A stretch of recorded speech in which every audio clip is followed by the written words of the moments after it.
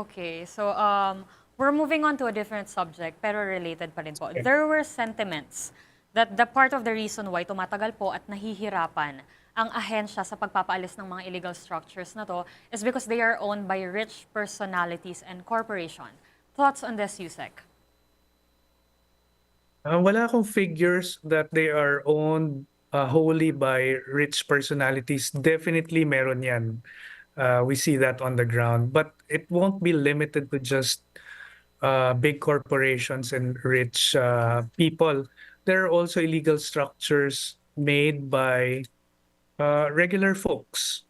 No, and for example, I can mention to you that the single most important activity that converts forest land into something else is not illegal logging or quarrying. It's the conversion of forest land into agriculture.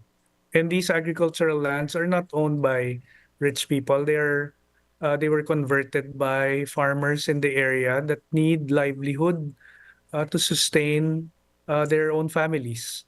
And so it's not, again, black or white.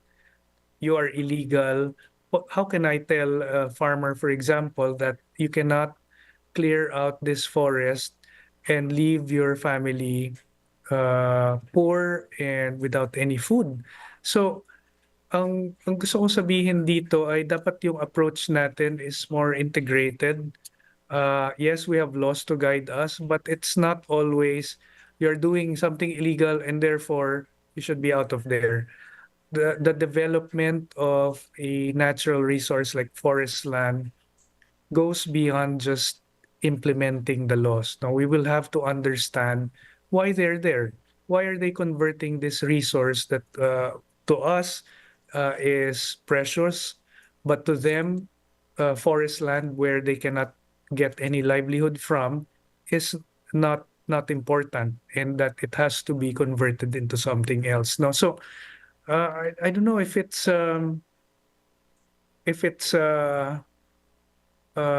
fair to say that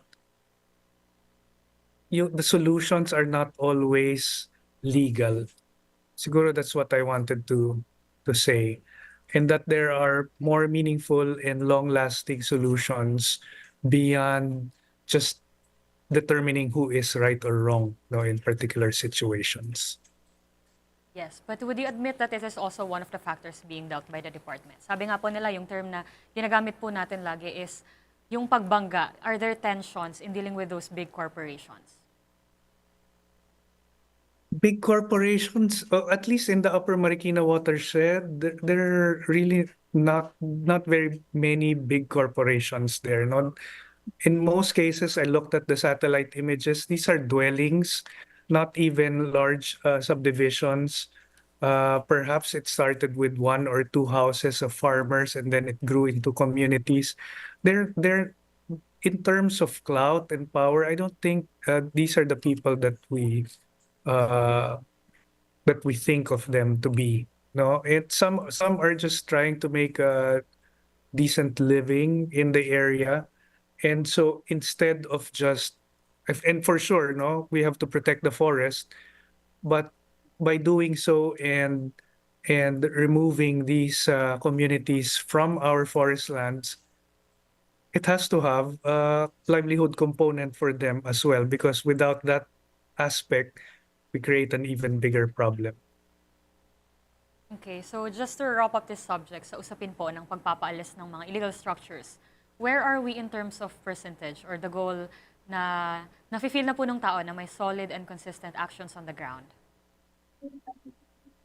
Mahirap magsabi ng numbers dyan, but definitely we continue to coordinate with the LGU, lalo na in the Upper Marikina Watershed.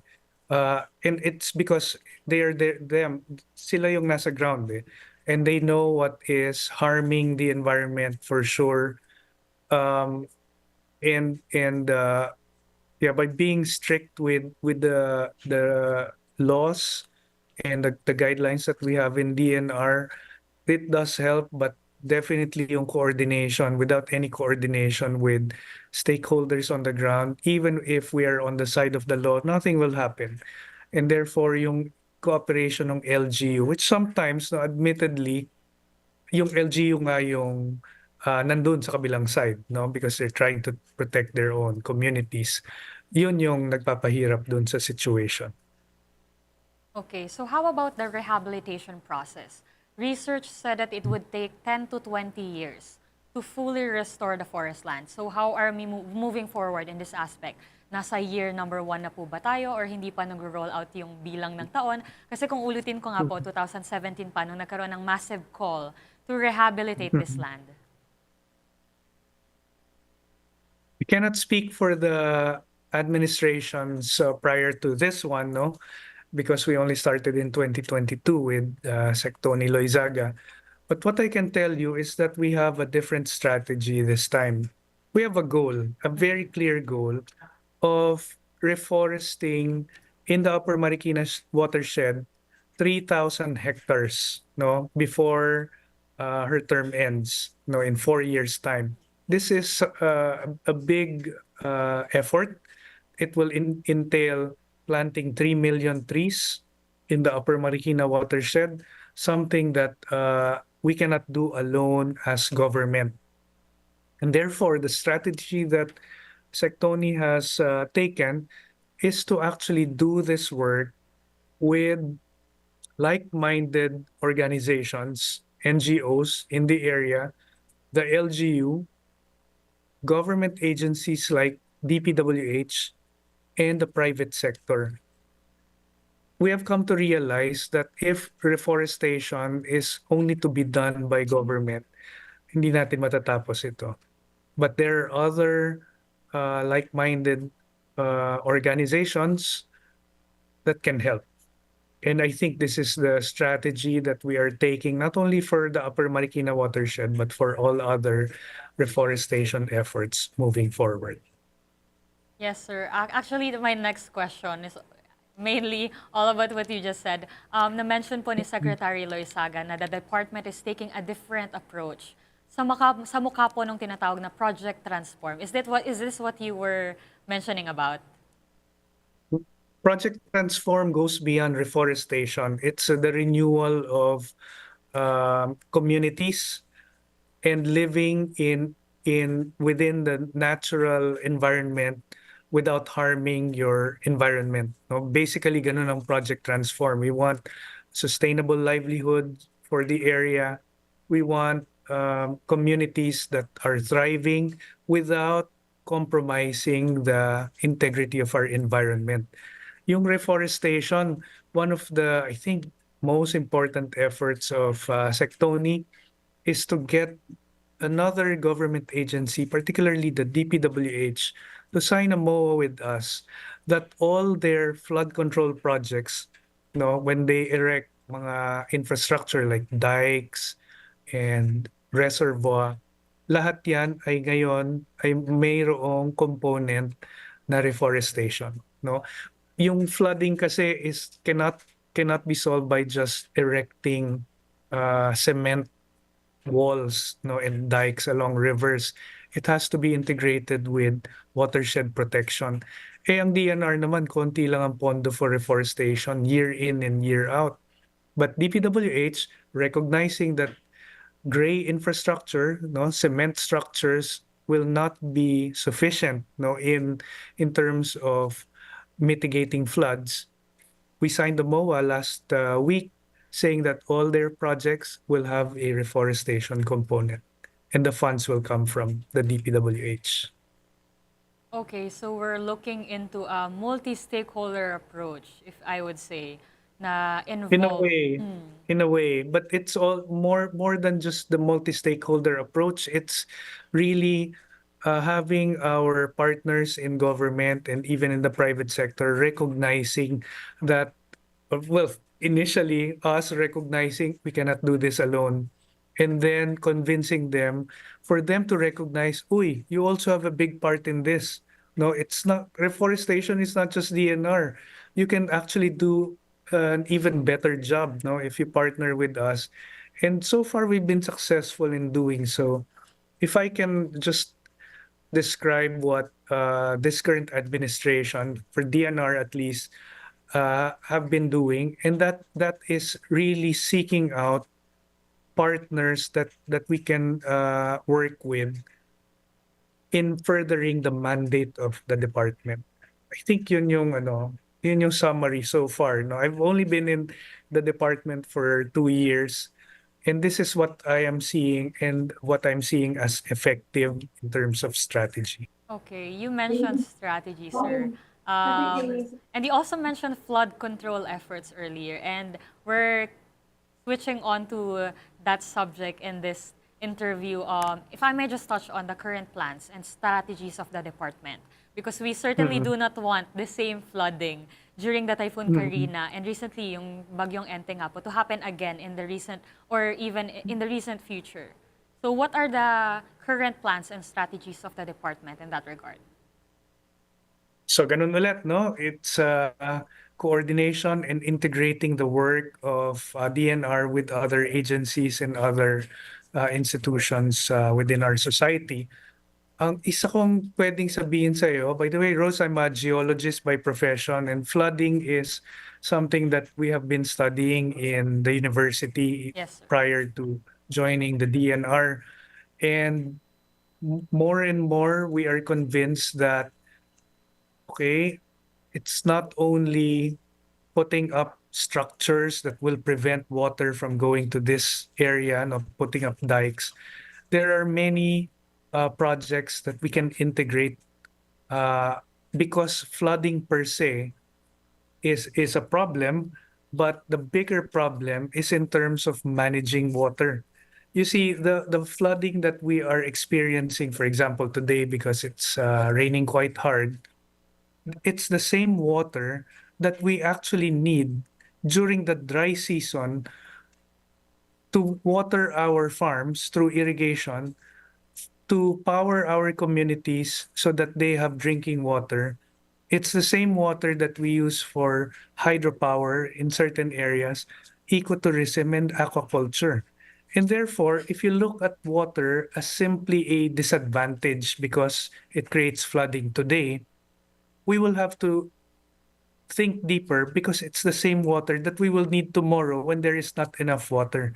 And therefore, the integration of all these aspects of water for water supply, flood control, power generation, they need to be integrated. And the solution is one solution at least is in terms of erecting facilities that have multi-functions, both flood control and water supply and so on. So this is what we have been taking as a matter of strategy in DNR because in 2023, the president gave the authority to DNR to manage the entire water sector. So this is a part of the strategy. O nga no, sir, sometimes when we talk about the typhoon, everyone dreads the water. Kasi nga po, Exactly. yeah. Oo, alam mo, totoo yan. And if only we can educate people that yes, no, water in the form of rain, too much rain is an inconvenience because it creates flooding and traffic and damage to crops and so on. But I maintain that it's the water that is now falling, not today, because it's still raining hard, is the biggest asset of our country. Can you imagine all other countries like in the Middle East and in Africa where they do not have enough water? No?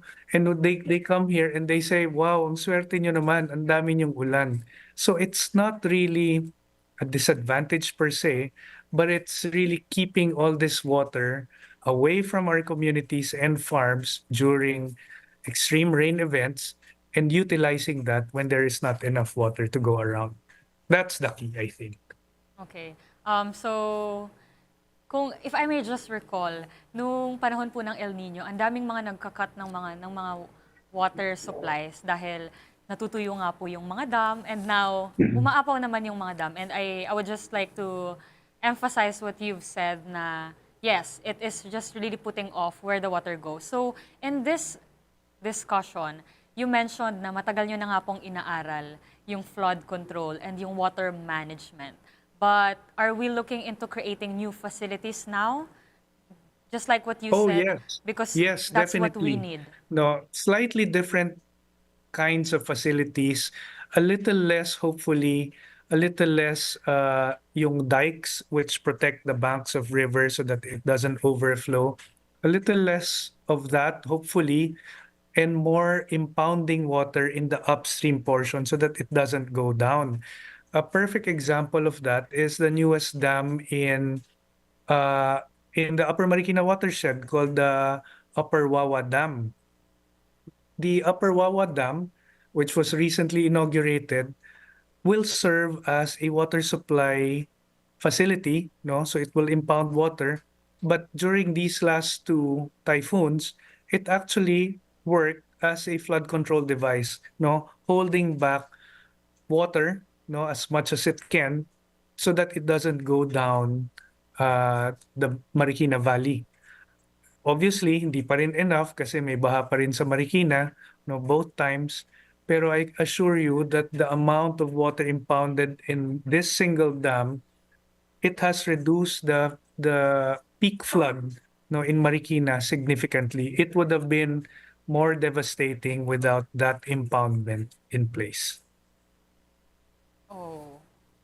So, yun nga po, you mentioned earlier na new facilities. So, I'm just going to go back to what I've been asking you earlier. Do we see this new facilities na ma-implement na sooner?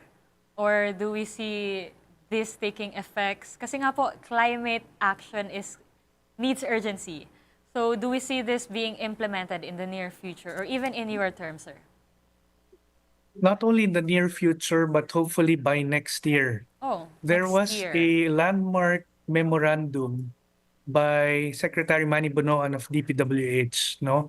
Essentially telling the entire department of the DPWH doing flood control work to mandating them that all their projects will have to be coordinated with two other agencies, NIA for irrigation and us in DNR for water supply. And now we are working together with the DPWH, seeing where these convergence projects are. It is already budgeted. The budget of flood control is 350 billion for 2025. If a certain portion of that can be converted into flood control slash water supply, then we actually solve two problems with one facility. So this is not in the near future. This is the work of proactive secretaries of two agencies working together. And we hope to see these kinds of structures, more impoundment in the upstream portion, by 2025. No? So I'm very hopeful that by next year we would see these kinds of new facilities. Yes, sir. Because we certainly do not want the floodings during the Carina and even in the Enteng was really massive No, to the point na no, we talagang do not want nobody, those yeah, na nobody has parang every experienced. other month merong Yes. parang ondoy level flooding. There are projects in the pipeline already, no, speaking of Marikina already, but there are also alternative projects that I'm pushing for. For example, another impoundment, no, in the Upper Marikina Watershed, small dam that will hold off water that's going down. And at the same time, during El Nino and the dry season, we have enough water for our communities. Yes. Para naman po makahinga yung mga lugar na madalas binabaha because certainly we do not want our residents of the Philippines mainly na masanay sa mga ganong pangyayari na every time na lang umuulan ay talagang babaha. Mm. So, yes, Ito. next year if we And have those. Ruth, I should mention then no, this is just one side of the problem, and that's Yes. controlling the water that's going to be converted into flooding.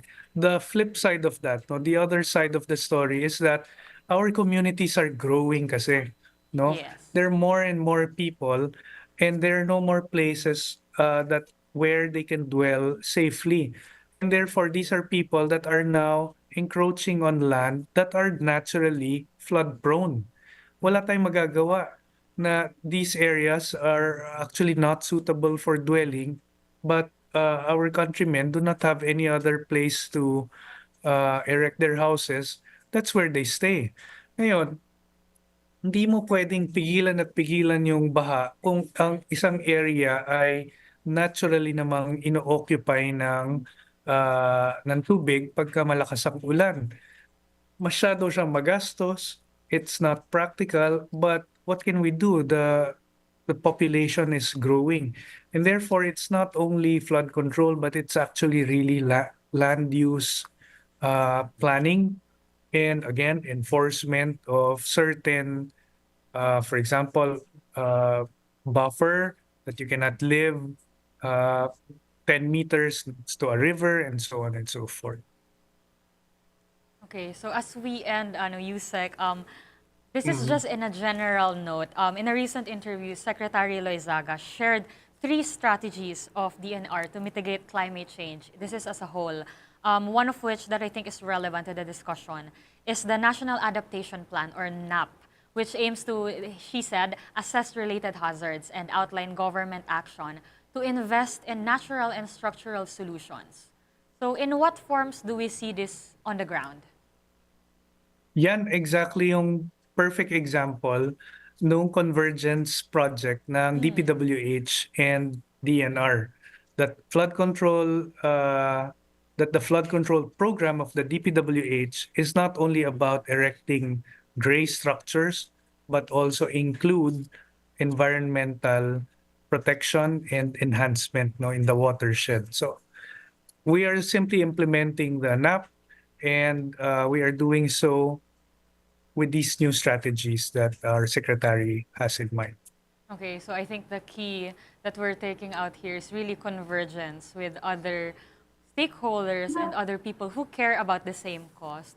Okay, maraming salamat po, USEC. Again, that was Department of Environment and Natural Resources Undersecretary for Integrated Environmental Science, Carlos Primo CP David. Thank you so much, USEC. Thank you so much for your time. Maraming salamat, Rose. Ang kalikasan ay naniningil kung hindi ito maayos na pinangangalagaan at pinoprotektahan. At lagit-lagi, tayong mga nakikinabang dito ang lugi sa usaping ito. Dahil tayo rin ang sasalo sa lahat ng ating binabato. That's why climate action needs urgency. At ngayong araw, natunghayan nga natin kung paano tugunan ng pamahalaan ang isa sa mga climate injustices sa bansa. Lahat ng yan mula sa kagawarang nangangalaga sa kalikasan.